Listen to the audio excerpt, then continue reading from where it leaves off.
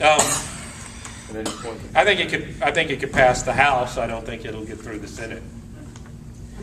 But you know, the Senate. There's a joke in Washington D.C. That the other party, be it Republican or Democrats, or the opposition, the real enemy is the Senate. So. Okay, thank you very much. Thanks. Hi, I wanted to get your thoughts on two issues. First one is HR 1505, and it would give Homeland Security extensive authority of the entire U.S. coastline going inland 100 miles. And the second one is the Super Congress being used for other things other than the budget. All right, so Homeland Security, I do think we need some attention paid to our coastline and our borders. Taking it in 100 miles is way overkill. You know, do you really want the Sarita checkpoint, you know, halfway to San Antonio? I mean, do you want another Sarita checkpoint halfway to San Antonio? But I do think we need to keep an eye on what's coming into the coast. Our ports are vulnerable to terrorists. Ships sunk in the Houston ship channel would be devastating to the oil and gas industry. So I do think there does need to be a focus on the ports, but sweeping inland and, you know, having dogs sniff your car on the way to San Antonio is a bit much.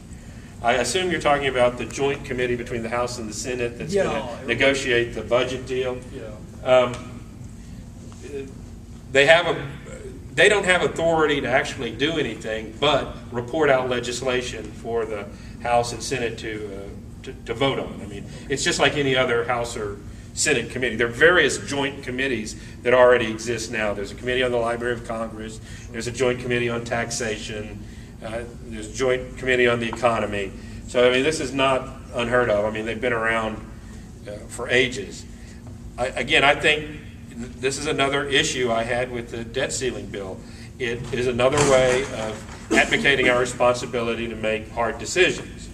But seeing what poor hard decisions have been made in the past, we couldn't be doing much worse than we're doing already. We'll see what it reports. Are they limited just to debt-related issues? Or? Well, the debt-related issues, but that could potentially expand into entitlement reforms, and it could potentially expand to tax reforms. And you're not going to get a tax increase through the House of Representatives, but I think you might see us closing some of the loopholes some people are complaining about. But I think we end up with something that's going to have to be pretty near revenue neutral or more focused on user fees as opposed to overall taxes. The running joke on tax loopholes is, you know, it's a loophole if somebody else takes advantage of it. It's not a loophole if you're able to use it. Thank you. All right, this is a very simple question. I like this little thing, but I think I failed it. So I wanted to ask you on question 1, what is the percentage of the budget that goes to defense and foreign aid? Can you tell me that? It's about 20%. Let me give you the exact number. Oh, good. That's what I was.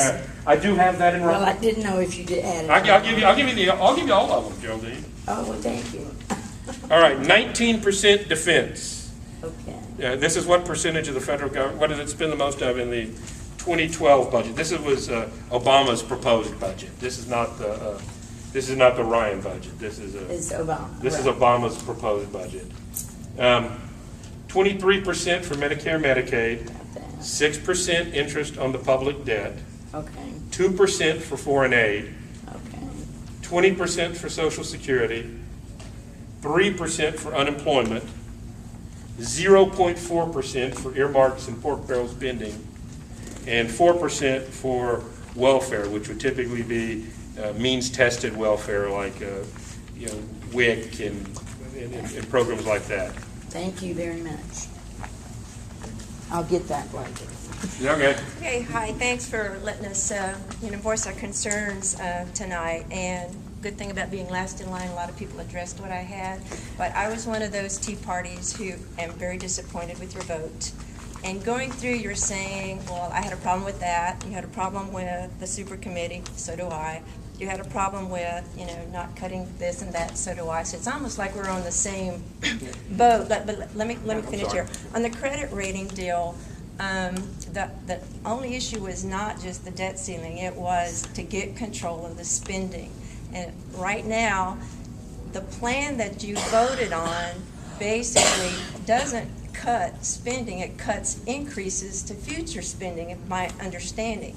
So to me, if I spend $10,000 this year, if I cut spending, I'm only going to spend $9,000 next year. But that's not what y'all did. And I think that's reflected in the stock market. It was not only the debt, but there is no plan to get rid of the out-of-control spending. All right, the credit reporting agency said we needed to raise the debt ceiling and cut around $4 trillion in spending. And that bill doesn't do that.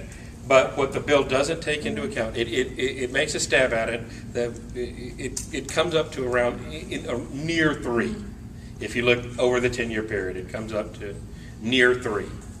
And then it does not take into account projected savings from becoming disinvolved in Afghanistan and Iraq.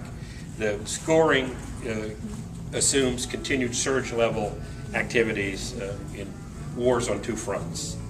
So I think we're actually, if you look at what the president is talking about and what the reality is of the situation in the field, we're getting pretty close to getting out of Iraq. And the numbers are going to start coming down in Afghanistan, but I don't see us out of Afghanistan any sooner than at least 5 years. You had I had one other thing about the jobs. I had another thing about the jobs.